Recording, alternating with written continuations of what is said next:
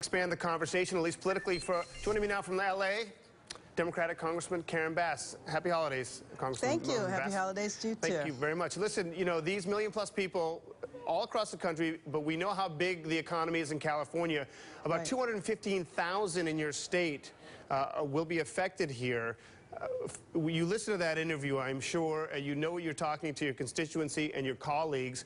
What do you think the odds are of getting this extension brought back?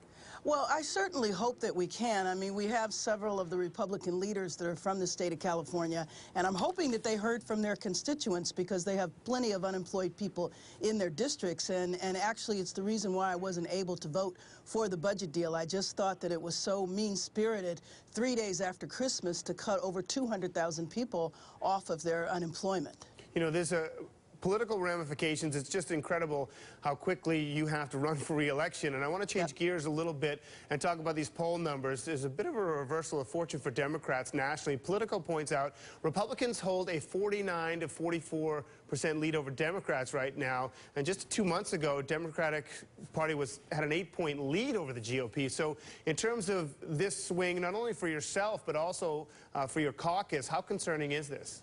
Well, you know, not really, because you have to remember we have several more months before the election and anything can happen. But what I really think that we have to focus on is, in addition to extending unemployment, we have to bring back jobs. So we know that the economy is getting a little better, but I happen to believe that the economy would be roaring right now if we didn't have so many self-inflicted wounds. We could have passed the American Jobs Act. We could have put investment into infrastructure. There's so many things that we could do that we wouldn't even need to extend unemployment because there would be jobs, and I do think that that should be our focus when we go back. Yeah, quickly, you know, Americans for Prosperity are, you know, doing these ads and they're hammering the other side for what you might imagine that would be Obamacare. I just want to play a quick clip for you. Sure.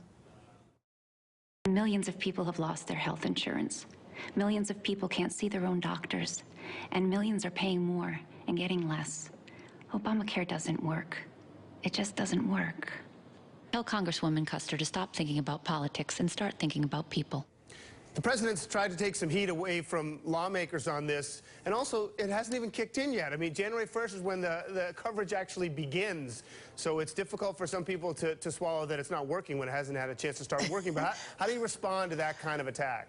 Well, you know, a few things. Number one, we do have to remember that there's a lot of the features of health care reform that are in effect and that are working well, and you're absolutely right in terms of people coming on board.